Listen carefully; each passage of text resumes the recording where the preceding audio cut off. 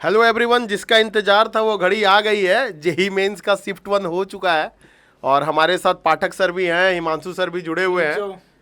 Hello hello everyone. Hello everyone, hello everyone. तो बात ऐसी है बच्चों कि आज हम लोग एक एनालिसिस लेकर आए हैं पेपर 1 को।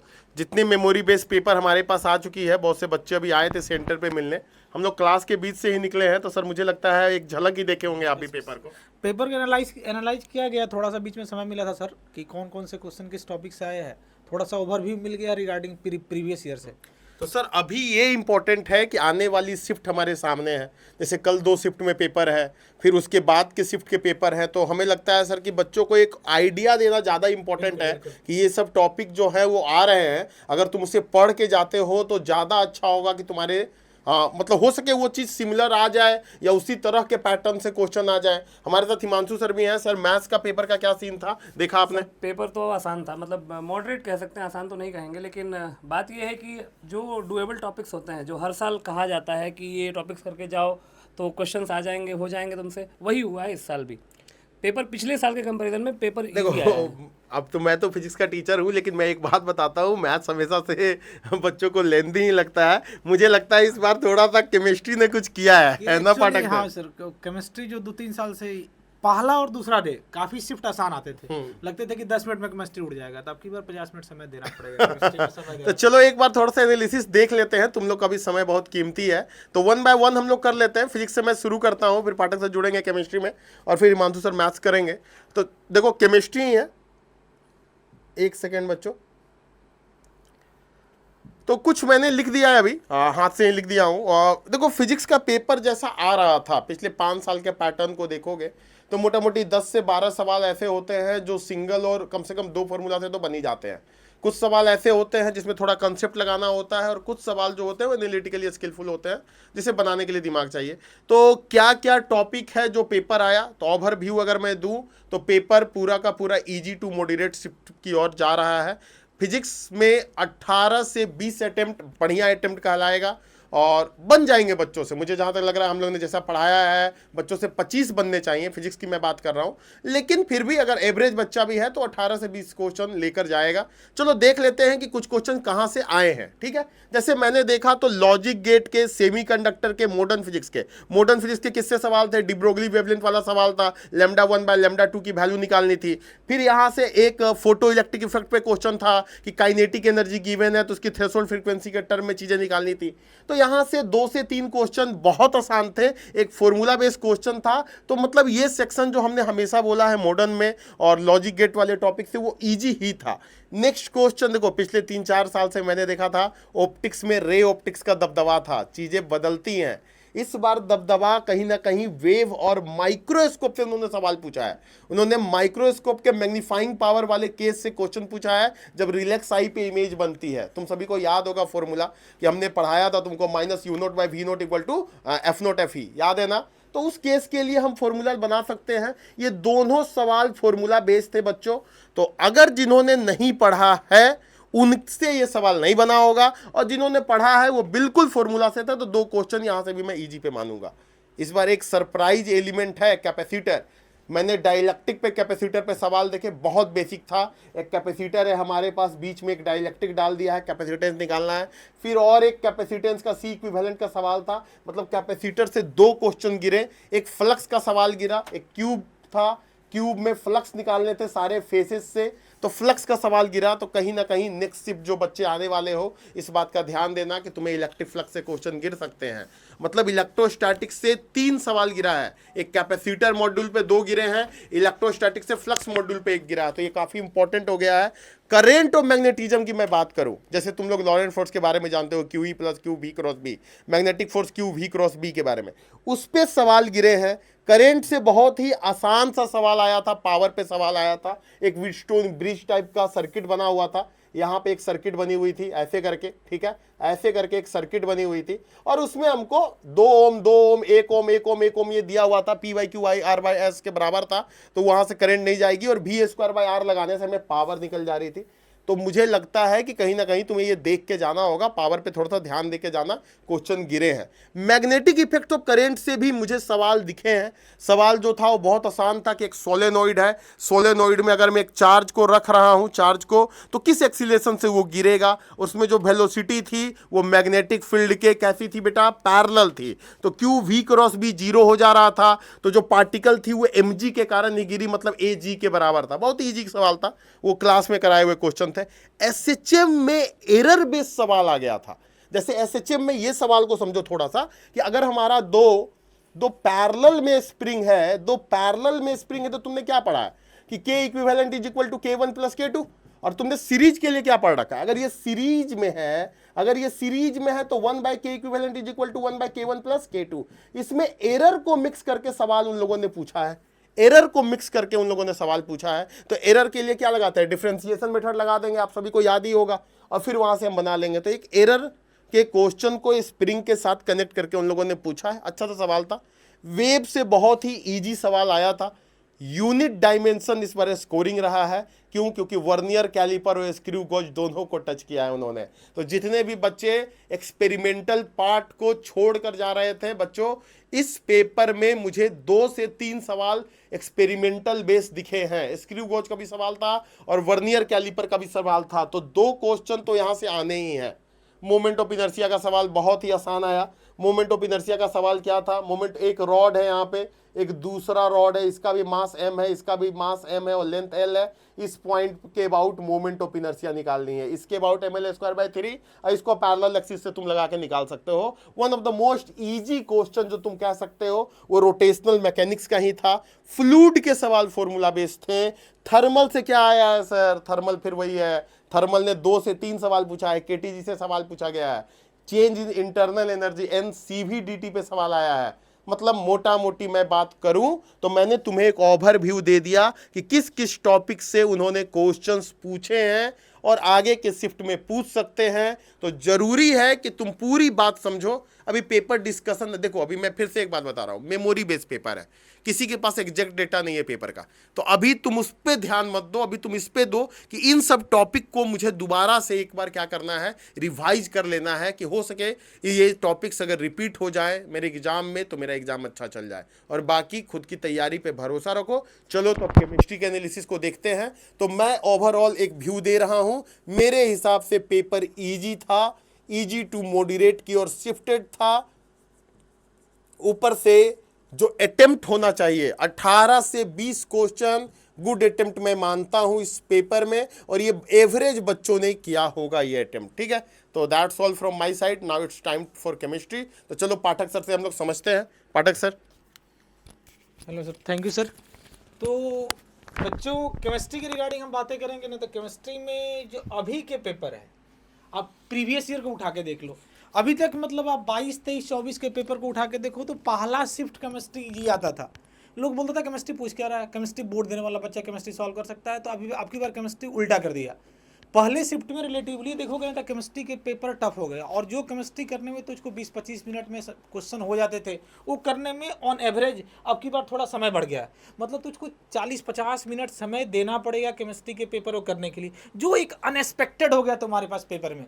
जो एक्सपेक्टेशन नहीं था कि हम लोग के पास पेपर में केमिस्ट्री इतना टफ हो जाएगा, वो पेपर टफ हो गया। अब हम बात करूँगा तो पेपर आप जैसे वॉच करो, जैसे जैसे जेईई मेन के शिफ्ट बढ़ते हैं ना, तो पेपर के टफनेस बढ़ते चले जाते हैं, और लास्ट के पेपर के शिफ्ट उठा के देखोगे पेपर थोड़े टफ हो जाते हैं। तो मेरे कहने का सेंस क्या है ना, कि अभी स्टार्टिंग से ही पेपर टफ हो गए हैं, तो हो सकता है कि यही लेवल पेपर में मेंटेन भी रहे, हो सकता है कोई शिफ्ट आसान भी हो सकता है। मतलब आप बोलोगे कि अब कुछ क्वेश्चंस जो एडवांस के अप्रोच के होते हैं वैसे भी क्वेश्चन पूछे गए हैं, तो रिलेटिवली इजी पेपर नहीं है केमिस्ट्री के एनालिसिस बात करोगे तो मॉडरेट पेपर है।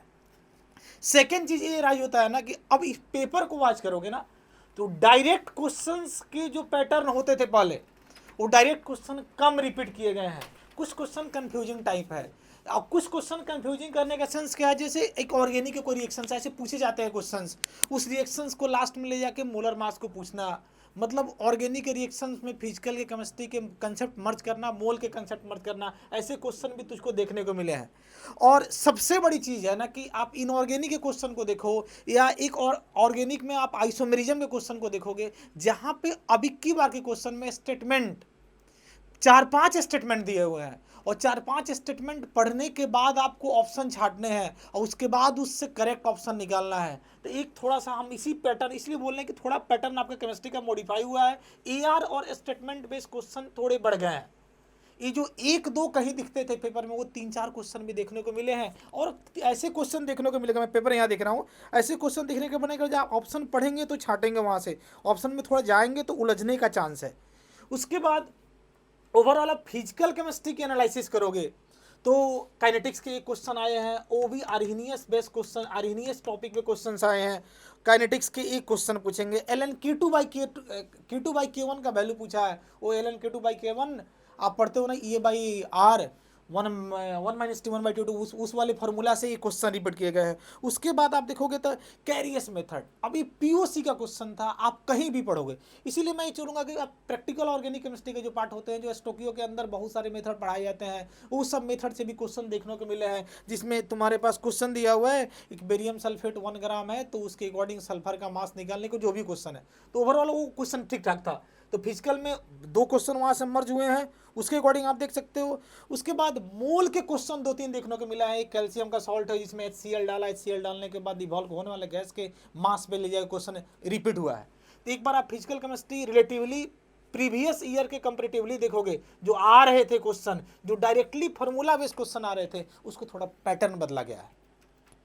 अब हम लोग बात करते हैं कि इनऑर्गेनिक में क्या हुआ। इनऑर्गेनिक में ये दोनों चैप्टर, केमिकल बॉन्डिंग और कोऑर्डिनेशन कंपाउंड, ये क्वेश्चन आसान ही है दोनों के। अपने डाइपोल मोमेंट के क्वेश्चन पूछे गए हैं, डाया पारा मैग्नेटियम के क्वेश्चन पूछे गए हैं, लेकिन वेटेज बढ़ गया दोनों चैप्टर का। इनऑर्गेनिक के टोटल 8 से 9 क्वेश्चंस तुम्हारे पास पेपर में देखने को मिले हैं, जिसमें से 5-6 क्वेश्चन हम लोग मेमोरी बेस्ड बात कर रहे हैं, बच्चों के ऑब्जर्वेशंस के अकॉर्डिंग बात कर रहे हैं।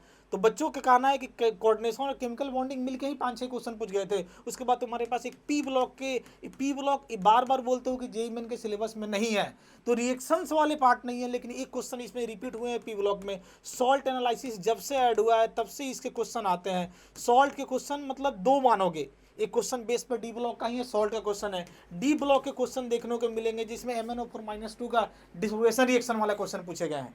तो ओवरऑल इनऑर्गेनिक के पेपर को बोलोगे कि रिलेटिवली अच्छा पेपर पूछा गया है और क्वेश्चन में थोड़ा वेटेज बढ़ा दिया है इस सेक्शंस में ऑर्गेनिक इनऑर्गेनिक की तरफ। ऑर्गेनिक में जितनी बातें देखोगे, आइसोमेरिज्म से भी क्वेश्चन है, आइसोमेरिज्म के बाद आप जाओगे तो रिएक्शन वाले पार्ट से क्वेश्चन रिपीट हो गए हैं, बायोमोलिक्यूल से भी क्वेश्चन आपके पास रिपीट हुए हैं। तो ऑर्गेनिक में सिन और एंटी एडिशन के क्वेश्चन पूछे गए हैं, डबल बॉन्ड का रिडक्शन करके उसमें एक क्वेश्चन है। तो ओवरऑल सारे क्वेश्चंस में मैकेनिज्म बेस्ड प्रॉब्लम पूछे गए हैं, रिएक्शन के मैकेनिज्म प्रैक्टिस करो। तो इस पूरा चीज़ को एनालाइज करने के बाद हम लोग को एक चीज़ समझना चाहिए कि हम लोग को अब प्रिपरेशन करते समय थोड़ा सा पैटर्न बदलना है, थोड़ा सा आगे के शिफ्ट को ध्यान रखते हुए हम लोग को थोड़ा सा हर एक कंसेप्ट को देखते हुए चलना है। फिजिकल में क्वेश्चन मिक्स प्रॉब्लम आते हैं, उसको बनाना है।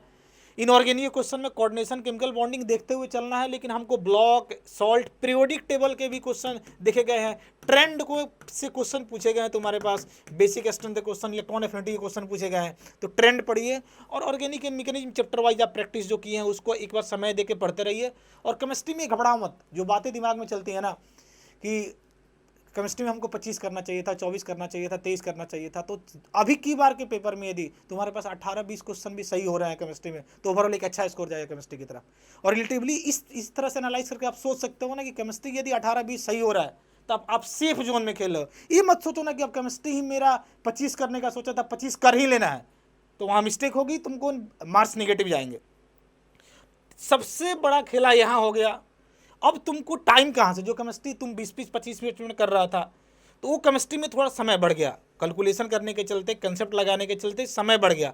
केमिस्ट्री के पेपर में आपको 40-45-50 मिनट के समय लग गया एक पेपर को सॉल्व करने में। तो इसके चलते कुछ दूसरे पेपर के टाइम पे इफेक्ट पड़ सकता है। तो आपको ओवरऑल एक बैलेंस करने का तरीका सोचना होगा कि हमको एक टफ साइड भी पेपर जा रहा है, तो हम यदि 40-50 मिनट यदि टाइम देते हैं और केमिस्ट्री को लास्ट में यदि 20 मिनट में हबड़ा के करोगे तो नहीं, अब मार्क्स निगेटिव हो जाएंगे। तो हम लोग को एक एनालिसिस कर लेना है कि अब आगे वाले शिफ्ट में हम लोग इस सबसे सतर्क हो जाए और अपना बेस्ट देने का ट्राई करें। ओके, चलो मैथ में हिमांशु सर को हम इन्वाइट करेंगे और वो एक बार मैथ का डिस्कशन शुरू करेंगे। सर एक बार एक चीज़ बता दीजिए, आपके हिसाब से पेपर कैसा था, इजी था या नहीं, मॉडरेट था या केमिस्ट्री कैसा के था? पेपर को पिछले बार के कंपेरेटिवली मॉडरेट, और फर्स्ट डे का जो पेपर अभी तक होता आया है हाँ। उसके अकॉर्डिंग टफ। अच्छा, फर्स्ट डे हमेशा आसान आया मतलब है बच्चे को थोड़ा सा फाइट करना फाइट पड़ेगा केमिस्ट्री से ही फाइट करना पड़ गया। ठीक, thank you sir, thank you. Hello everyone, जहाँ तक हम मैथ्स का पेपर देख पा रहे हैं, पेपर अभी तक जो बाहर निकल के आया है, जो मेमोरी बेस्ड क्वेश्चंस निकल के बाहर आ रहे हैं, उसके बेसिस पे तो मुझे ये लग रहा है कि पेपर बहुत आसान था। प्रिडिक्टेड क्वेश्चंस आए हैं, जो हर बार का पैटर्न रहता है जेईई मेंस का, वही हमेशा का आज भी इस बार भी रहा है। आइए, मैंने एक एनालिसिस करी है, जो क्वेश्चंस पूछे गए हैं वो बहुत ही आसान क्वेश्चंस पूछे गए हैं। तो जैसे क्वेश्चंस कौन कौन से हैं, क्वाड्रेटिक इक्वेशन से क्वेश्चन पूछा गया, क्वाड्रेटिक इक्वेशन में कॉम्प्लेक्स नंबर को डाल दिया गया। मतलब एक क्वाड्रेटिक दे रखी थी x² + x + 1 = 0, इसके रूट से अल्फा बीटा, आपको ध्यान होगा ये एक ऐसा क्वाड्रेटिक है जिसके रूट्स होते हैं -1 + √3i/2 -1 - √3i/2, मतलब ओमेगा और ओमेगा स्क्वायर इसके रूट्स होते हैं। तो कुछ एक्सप्रेशन पूछ लिया गया है, आप आसानी से इस क्वेश्चन को कर सकते हैं, ज़्यादा टाइम भी नहीं लगेगा इसमें। फिर उसके बाद ट्रिगोनोमेट्री की बात आती है। ट्रिगोनोमेट्री में a cos theta + b sin theta हर कोई पढ़ाता है, हर कोई पढ़ाता है, इसका रेंज सब कुछ पढ़ाता है। इसमें सिंप्लीफाई कैसे करते हैं, √a² + b² से मल्टीप्लाई डिवाइड करते हैं, सब कुछ पढ़ाते हैं हर कोई। इस पे एग्जैक्ट वैल्यू पूछी गई है, कुछ sec10 - √3 cos10 की वैल्यू पूछी गई है। बहुत ही आसान सा क्वेश्चन है, तो इससे आप आसानी से कर सकते हैं। मैट्रिसेस में प्रॉपर्टी से क्वेश्चन पूछे गए हैं। प्रॉपर्टी से क्वेश्चंस आपको पता होगा, डिटर्मिनेंट एडजॉइंट ए का फॉर्मूला होता है डिटर्मिनेंट a⁻n - 1, आपको याद होगा। इसी के बेसिस पे क्वेश्चन पूछा गया है। वैसे उस क्वेश्चन को किसी और तरीके से भी किया जा सकता है, ऐसा नहीं है। वैसे वो उसने जो मैट्रिक्स दिया है, जो डिटर्मिनेंट दिया है, उसने 2x2 का दिया है, तो 2x2 के लिए तो हर कुछ निकाल लोगे। उसने एक a और b दो डिटर्मिनेंट्स दिए थे, a भी 2x2 है, b भी 2x2 है, तो एडजॉइंट ऑफ AQ - BQ का उसने डिटर्मिनेंट पूछा है। तो AQ करने में कोई दिक्कत आएगी नहीं, BQ करने में कोई दिक्कत आएगी नहीं। अगर डायरेक्टली एक्सपैंड करना चाहोगे a करके, तो AQ BQ निकाल लोगे, उसका एडजॉइंट भी निकाल लोगे, उसका डिटर्मिनेंट भी निकाल लोगे। वैसे प्रॉपर्टी से और आसान हो जाता है, तो ज़्यादा टाइम नहीं लगेगा उस क्वेश्चन में, हो जाएगा। ये आसान सा क्वेश्चन था, काफ़ी आसान सा क्वेश्चन, इसको तो मैं बहुत आसान मानता हूँ। क्वाड्रेटिक इक्वेशन से बहुत ही आसान क्वेश्चन था। रिलेशन में नंबर ऑफ सिमेट्रिक रिलेशन और नंबर ऑफ रिफ्लेक्सिव रिलेशन पूछे, हर कोई पढ़ाता है, आसान सा क्वेश्चन पूछा गया है। एक सेट दे दिया गया और नंबर ऑफ सिमेट्रिक और रिफ्लेक्सिव रिलेशन पूछे हुए। डेफिनेट इंटीग्रेशन के दो क्वेश्चन उसने पूछे हैं, एक में उसने ट्रिगोनोमेट्री को यूज़ कराया और एक में उसने प्रॉपर्टीज़ यूज़ करा ली हैं।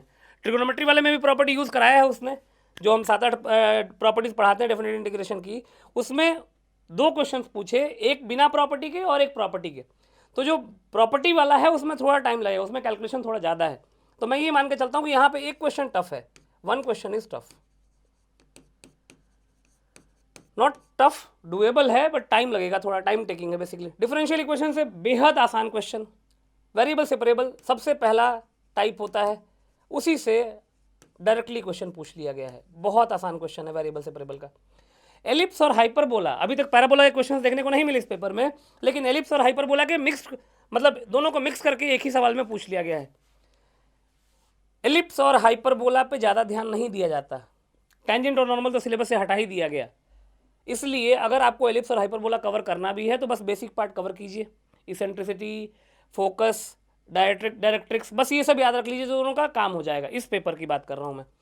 फंक्शन का डोमेन पूछा गया है, बहुत आसान सा क्वेश्चन है। इनवर्स ट्रिगोनोमेट्रिक फंक्शन दे रखी है, साइन इनवर्स, कॉस इनवर्स, उसका डोमेन निकालना है। बहुत आसान क्वेश्चन है, इसमें बिल्कुल भी टेंशन लेने की जरूरत नहीं है। हाँ, स्ट्रेट लाइन का एक बहुत अच्छा क्वेश्चन पूछा गया है, जो क्वेश्चन पूछा गया स्ट्रेट लाइन का वो बहुत ही अच्छा क्वेश्चन है। उसमें कैलकुलेशन कम ही है, लेकिन थोड़ा दिमाग लगाना पड़ेगा, उसमें थोड़ी ट्रिगोनोमेट्री लगती है, कॉस थीटा साइन थीटा आपको देखना पड़ेगा। तो मैं इसको मान सकता हूँ कि ये थोड़ा सा अच्छा क्वेश्चन है, ये थोड़ा परेशान करेगा आपको, टाइम लेगा बट क्वेश्चन बन जाएगा, ऐसा नहीं है कि क्वेश्चन नहीं बनेगा। अगली बात आती है सर्कल की, ये मैं खुद पढ़ाता हूँ। सर्कल के बाहर एक पॉइंट का लोकस अगर निकालना है, जहाँ से खींचेगा टेंजेंट्स के बीच का एंगल 120 डिग्री, इसमें डेटा में दे रखा था 120 डिग्री, तो इस पॉइंट का लोकस निकालना, सर्कल की इक्वेशन दे रखी है। बहुत आसान सवाल है, ये नोट्स में रहता है, हर किसी के नोट्स में रहता है, तो इस क्वेश्चन को तो मतलब बोनस कर देना चाहिए। ये क्वेश्चन और ट्रिगोनोमेट्री का ये वाला क्वेश्चन, सेक 10 माइनस रूट 3 कॉसेक 10 की वैल्यू, ये दोनों तो बोनस होना चाहिए, मतलब सब सारे बच्चे करके आ जाएंगे, ऐसा है ये क्वेश्चन। फिर सीक्वेंस सीरीज की बात आती है। सीक्वेंस सीरीज में एक शायद जीपी दे रखी है, A1 A3 A5 की वैल्यू कुछ दे रखी है, आसान सा क्वेश्चन है, वो बिल्कुल टफ नहीं है। सीक्वेंस सीरीज में हाँ कैलकुलेशन होगा, कैलकुलेशन में थोड़ा टाइम लग सकता है जरूर, लेकिन आसान क्वेश्चन है। बाइनोमियल थ्योरम की बात करें तो बाइनोमियल थ्योरम का एक क्वेश्चन पूछा हुआ उसने कोएफिशिएंट्स दे रखे हैं और उसने कुछ मतलब पावर 26 है कुछ करके, उसके कोएफिशिएंट्स दे रखे हैं और a प्लस बी प्लस सी की वैल्यू दे रखी पूछी हुई है उसने। तो ये थोड़ा सा कैलकुलेशन पड़ेगा, लेकिन अगर फॉर्मूला याद है आपको बाइनोमियल थ्योरम वाला, तो आपको आपका ये क्वेश्चन आसानी से हो जाएगा। मेरे हिसाब से ये पेपर बिल्कुल, मैं ईजी तो मैं अपने हिसाब से कह सकता हूँ, लेकिन ईजी टू मॉडरेट लिख सकते हैं इसको, ईजी ज़्यादा, मॉडरेट कम, अभी तक जो क्वेश्चंस बाहर निकल के आ रहे हैं उसके हिसाब से। मेरी सलाह ये रहेगी इस पेपर को देखते हुए कि जो मैथ्स के टॉपिक्स जो आपको रिवाइज कर लेने चाहिए अगले सेशन से पहले, what are those topics, I will tell you. Matrices determinant हर साल क्वेश्चन आता ही आता है, क्वेश्चंस आसान आएंगे, ये भी बात पक्की है। मैट्रिसेस डिटर्मिनेंट अभी तक मुझे वेक्टर्स और 3D का क्वेश्चन देखने को नहीं मिला है, क्योंकि जो मेमोरी बेस्ड क्वेश्चन हैं वही बाहर निकल के आ रहे हैं। वेक्टर्स और 3D से मुझे ऐसा नहीं लगता कि पेपर सेट किया गया होगा बिना वेक्टर्स 3D के अलावा। वेक्टर्स 3D पूछा ही जाएगा, तो वो भी आपको रिवाइज करना ही करना है। Vectors 3D must be there. ये दोनों स्कोरिंग होते हैं, आसान होते हैं, ज़्यादा दिमाग नहीं लगेगा। हाँ, वेक्टर्स 3D के क्वेश्चन हो सकता है वो टफ बना सकता है, लेकिन आप आराम से कर लेंगे। वेक्टर्स 3D में प्लेन छोड़ दीजिएगा, जेईई मेंस में प्लेन हटा दिया गया है। फिर उसके बाद सीक्वेंस सीरीज, क्वाड्रेटिक, ये तो कर ही लेना, इससे हर साल एक एक क्वेश्चन आता है। सीक्वेंस सीरीज से एक क्वेश्चन, क्वाड्रेटिक से एक क्वेश्चन, ये तो पक्की बात है कि आएगा ही आएगा। फिर उसके बाद अगर बात करें तो डी और एरिया, एरिया से क्वेश्चन अभी नहीं मिला है, डिफरेंशियल इक्वेशन से तो क्वेश्चन मिल गया और डेफिनेट इंटीग्रेशन से क्वेश्चन मिल गया। डेफिनेट इंटीग्रेशन से डी से तो क्वेश्चन पूछा ही जाता है, एरिया से क्वेश्चन अभी देखने को नहीं मिला है, हो सकता है बाहर निकल के और मेमोरीज बेस्ड क्वेश्चन आए बाहर तो पता चलेगा, लेकिन डी और डेफिनेट एरिया भी लिख ही दे रहा हूँ मैं, एरिया भी इंपॉर्टेंट टॉपिक है, वो कर लेना। फिर उसके बाद अगर हम देखें तो ट्रिगोनोमेट्री एक ऐसा है कि जो नहीं भी पढ़ोगे तब भी क्वेश्चंस हो जाते हैं, तो ट्रिगोनोमेट्री के बेसिक फॉर्मूलेज अगर तुमको याद हो तो भी काम चल जाएगा। Just basic formulas, just remember the formulas. फिर उसके बाद अगर बात करें तो सीक्वेंस सीरीज हो ही गया। हाँ, straight line, circle, conic section की अगर बात करें या 3D कोऑर्डिनेट ज्योमेट्री जो भी आप कह लें, स्ट्रेट लाइन पढ़ना है क्योंकि उससे क्वेश्चंस आते हैं हर साल। सर्कल आएगा, पैराबोला से क्वेश्चन देखने को नहीं मिला है, पैराबोला अच्छे से पढ़ लेना, एलिप्स और हाइपरबोला ऊपर ऊपर से पढ़ लेना, मतलब जस्ट बेसिक्स, फोकाई क्या होते हैं, डायरेक्ट्रिसेस क्या होती हैं, लेटस रेक्टम के एंड पॉइंट्स क्या होते हैं। लेटस रेक्टम से ही क्वेश्चन पूछा है उसने एलिप्स के फोकाई को शायद हाइपरबोला के साथ कॉन्साइड करा दिया और फिर हाइपरबोला का लेंथ ऑफ लेटस रेक्टम पूछ लिया, ऐसा कुछ है। तो बस इतना पढ़ लोगे उतना काफ़ी, उससे ज़्यादा उसने कुछ क्वेश्चन नहीं पूछा है और न पूछेगा, मुझे नहीं लगता कि एलिप्स और हाइपरबोला से और कुछ पूछेगा वो, क्योंकि टेंजेंट नॉर्मल तो उसने हटा दिया है पहले ही। फिर उसके बाद बात आती है रिलेशन फंक्शन की।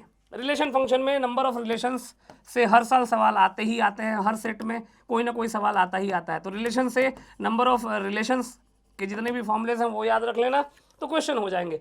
फंक्शन में अभी तो जो क्वेश्चन निकल के आया है उसमें डोमेन पूछा हुआ है, तो वो तो बहुत आसान क्वेश्चन था, तो फंक्शन का डोमेन तो निकालना हर कोई जानता है, इसलिए फंक्शन में बेसिकली मुझे नहीं लगता कि ज़्यादा मेहनत करने की ज़रूरत है। फंक्शन जो इंपॉर्टेंट फंक्शंस है, जो स्टैंडर्ड फंक्शंस है वो पढ़ लो एक बार, तो एक बार आइडिया तो लग ही जाएगा कि क्वेश्चन में क्या पूछ रहा है। उसके बाद अगर बात करें तो और तो कुछ नहीं दिख रहा है मुझे, डिफरेंशियल इक्वेशन मैंने लिख ही दिया था। हाँ, डेफिनेट इंटीग्रेशन में एक क्वेश्चन उसने पूछा है जो कि प्रॉपर्टीज़ को यूज़ करा के पूछा है उसने, तो डेफिनेट इंटीग्रेशन ये वाला पार्ट मुझे लगता है कि तुमको ज़्यादा ध्यान देने की जरूरत है। यहाँ से क्वेश्चन अभी तो डी से तो उसने बहुत आसान क्वेश्चन पूछ लिया, वेरिएबल सेपरेबल का क्वेश्चन है। डेफिनेट इंटीग्रेशन से भी 2 सवाल पूछे उसने, 2 सवाल पूछे हैं, इसलिए मैं कह रहा हूँ कि थोड़ा मेहनत ज़्यादा करना पड़ेगा डेफिनेट इंटीग्रेशन में। कैलकुलस पार्ट में डिफरेंशियल कैलकुलस से अभी तो ज़्यादा नहीं, इंटीग्रल कैलकुलस से ज़्यादा कुछ पूछा गया है। तो मेरी सलाह ये रहेगी कि अगर आपका अगले सेशन में पेपर है किसी भी तारीख को, तो आप इन चैप्टर्स पे ध्यान दें। शुरुआत आप यहाँ से करें, इन दोनों टॉपिक से क्वेश्चंस आते ही आते हैं, ये गारंटी है, हर साल आता है और इस साल भी ऐसा हुआ है। अभी तक वेक्टर सिटी का क्वेश्चन बाहर निकल के नहीं आया, आया तो होगा ही, बिना उसके पेपर नहीं बनेगा, पॉसिबल ही नहीं। सीक्वेंस सीरीज, क्वाड्रेटिक, ये पढ़ लो। बाइनोमियल मैंने लिखा है क्या? नहीं लिखा है। बाइनोमियल भी पढ़ना पड़ेगा आपको, बाइनोमियल से हर साल क्वेश्चन पूछे जाते हैं, बाइनोमियल पढ़ लीजिएगा। तो मोर और लेस इन्हीं टॉपिक से हर साल क्वेश्चन पूछे जाते हैं, यही पैटर्न रहता है हर साल का। इससे मतलब मुझे नहीं लगता, इससे आप आराम से 17 से 18 सवाल आराम से कर सकते हैं, आराम से। जो भी क्वेश्चंस मुझे दिख रहे हैं अभी तक मैं उसके बेसिस पे कह रहा हूँ, और ये हर साल का पैटर्न है, तो इस साल भी वही फॉलो होगा। हाँ, पिछली बार मैथ्स का पेपर थोड़ा टफ हो गया था, लेकिन इस बार वैसा नहीं है, तो इसलिए आपको घबराने की ज़रूरत नहीं है। आराम से जाइए, पेपर लिखिए, और हाँ, जो भी मेहनत आपने करी है उस मेहनत का फल आपको मिलेगा, इस बात को ध्यान में रखिएगा। ज़्यादा पैनिक होने की ज़रूरत नहीं है, आराम से जाइए और पेपर लिखिए। बाकी अगले सेशन में एनालिसिस के साथ मिलते हैं, तब तक के लिए बाय।